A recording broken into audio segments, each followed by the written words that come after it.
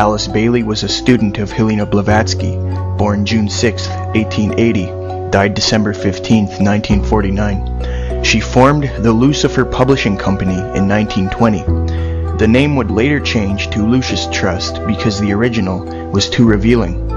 This publishing house, Lucius Trust, took it upon itself to print the major works of Theosophy and the New Age that would brainwash much of the public and start to help usher in the new system of Aquarius. Bailey and her Theosophical associates supported the founding of the UN with eager anticipation, as the Theosophists saw the UN as a mechanism through which the New Age goals may be achieved, she stated.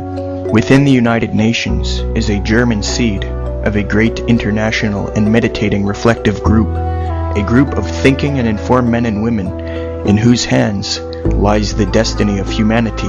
This is largely under the control of many fourth-ray disciples, if you could but realize it, and their point of meditative focus is the intuitional or Buddhic plane, the plane upon which all the hierarchical activity is today to be found.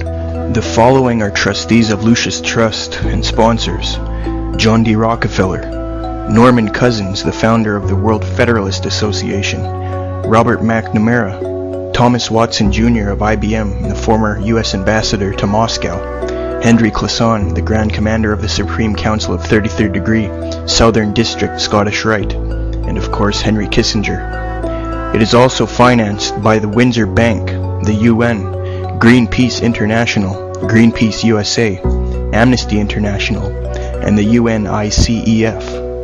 It is under the control and with the approval of these people that the New Age Theosophical literature is printed and distributed to the populace, creating a generation of sheep who hate Christianity and who want the New Age utopia of Aquarius.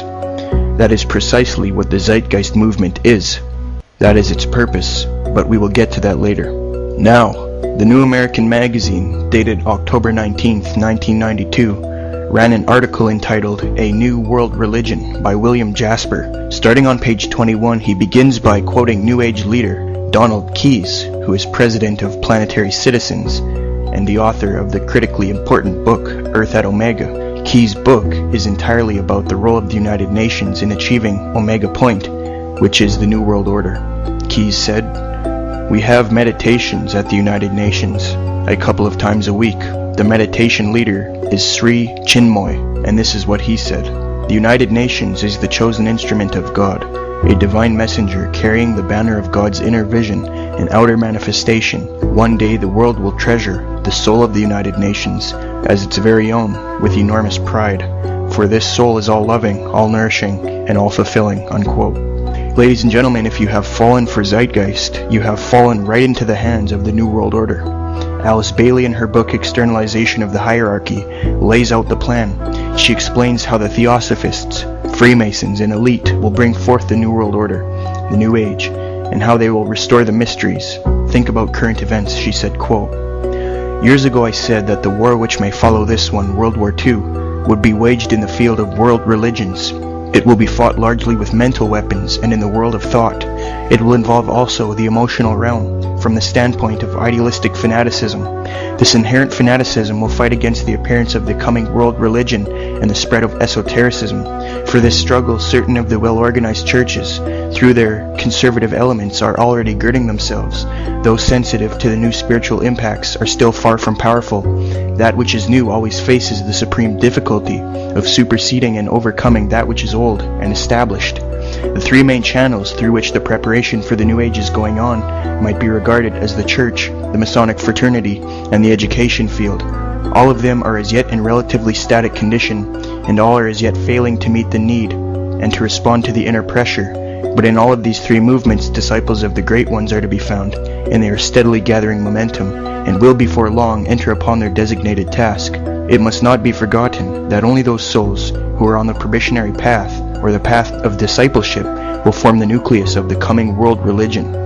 There is no question, therefore, that the work to be done in familiarizing the general public with the nature of the mysteries is of paramount importance at this time. These mysteries will be restored to outer expression through the medium of the Church and the Masonic fraternity.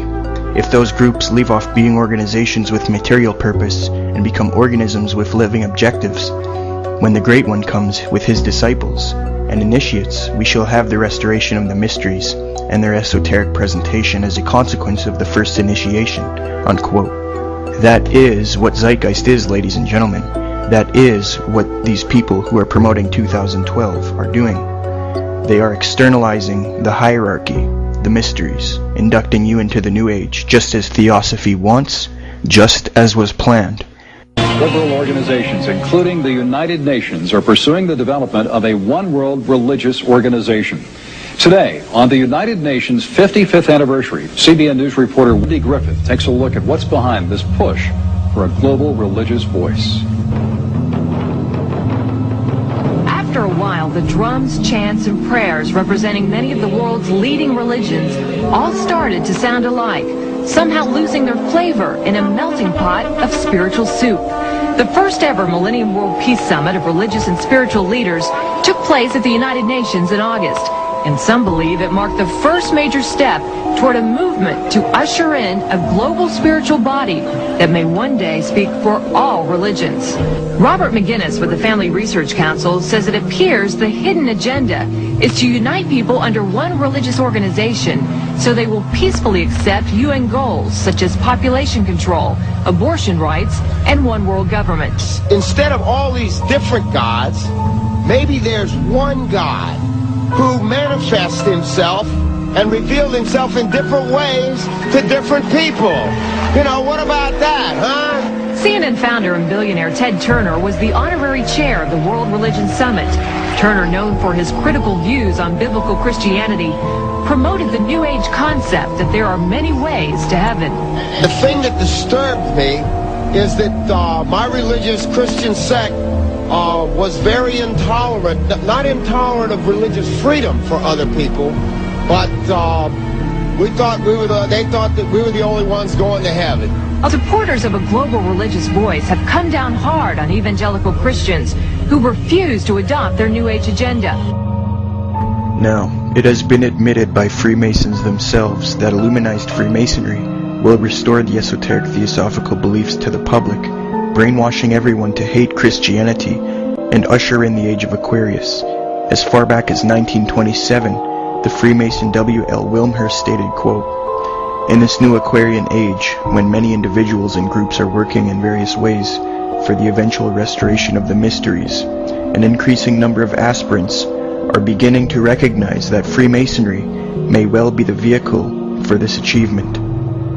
If anyone is curious what restoring the mysteries means, it means the populace going back to worshipping the ancient gods such as Horus, Dionysus, Attis, Krishna, etc. However, before that happens, the public has to be familiarized with the mysteries, and that is what Zeitgeist has done.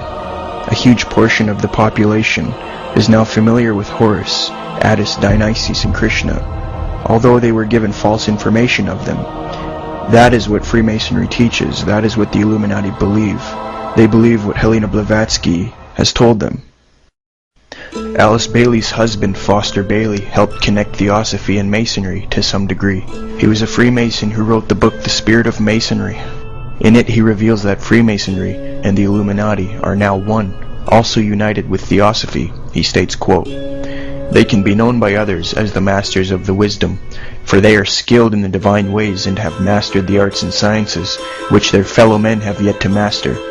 They are the dispensers of light, and to them has been given by virtue of their achievement the privilege and the authority to pronounce the great Masonic formula, 'Let there be light,' and to evoke the response, 'And there was light.' They are therefore sometimes known as the Illuminati, and can direct the searchlight of truth wherever its beams are needed to guide the pilgrim on his way.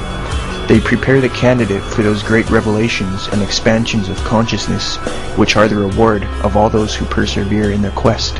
Stage by stage they assist at the unfolding of consciousness of the candidate until the time comes when he can enter into light and in his turn become a light bearer, one of the Illuminati, who can assist the Lodge on High in bringing humanity into light. Now, Annie Besant is another middleman, so to speak, for she was an early Theosophist born October 1st, 1847. She converted to Theosophy after meeting Blavatsky in Paris. She would further the connection to Freemasonry when in 1902 she was initiated into the Blue Lodge in England. According to the International Bulletin, September 20th, 1933,